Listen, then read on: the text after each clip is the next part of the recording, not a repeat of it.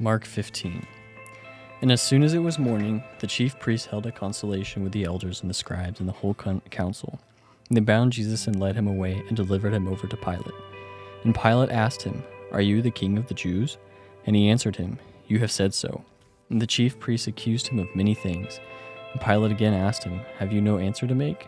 See how many charges they bring against you." But Jesus made no further answer, so that Pilate was amazed.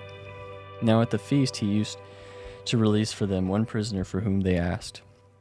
Among them the rebels in prison who had committed murder in the insurrection. There was a man called Barabbas, and the crowd came up and began to ask Pilate to do as he usually did for them.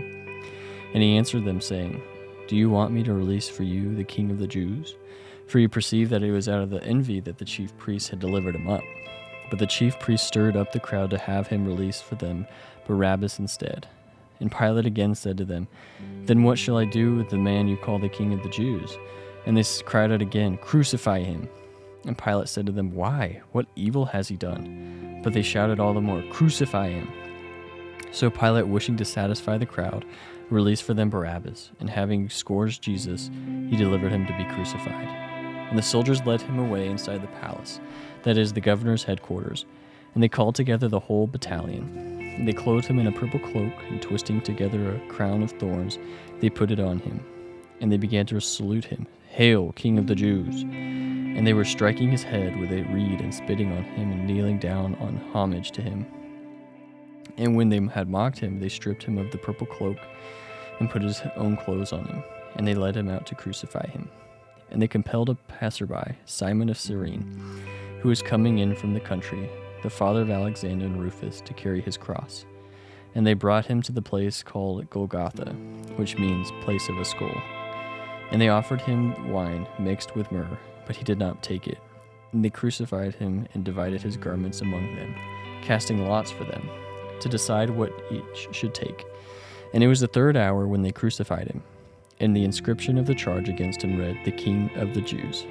And with him they crucified two robbers, one at his right and one at his left. And those who passed by derided him, wagging their heads, saying, "Aha, you who would destroy the temple and rebuild it in 3 days, save yourself and come down from the cross."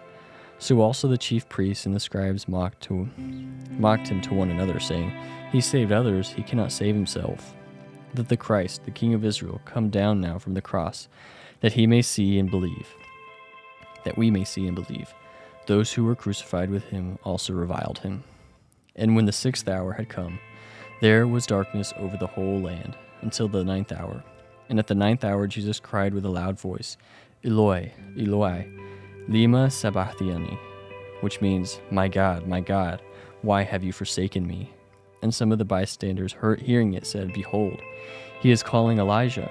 And someone ran and filled a sponge with sour wine, put it on a reed, and gave it to him to drink, saying, "Wait, let us see whether Elijah will come to take him down." And Jesus uttered a loud cry and breathed his last.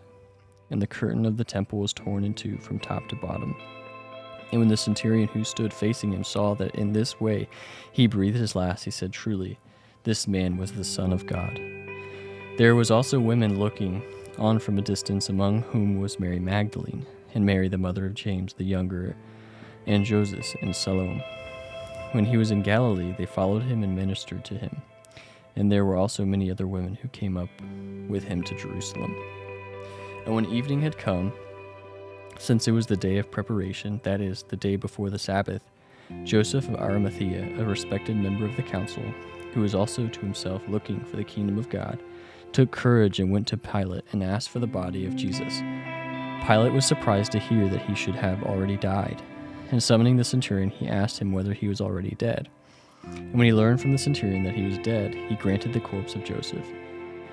And Joseph brought a linen shroud, and taking him down, wrapped him in the linen shroud and laid him in a tomb that had been cut out of the rock. And he rolled a stone against the entrance of the tomb. Mary Magdalene and Mary the mother of Joseph saw where he was laid.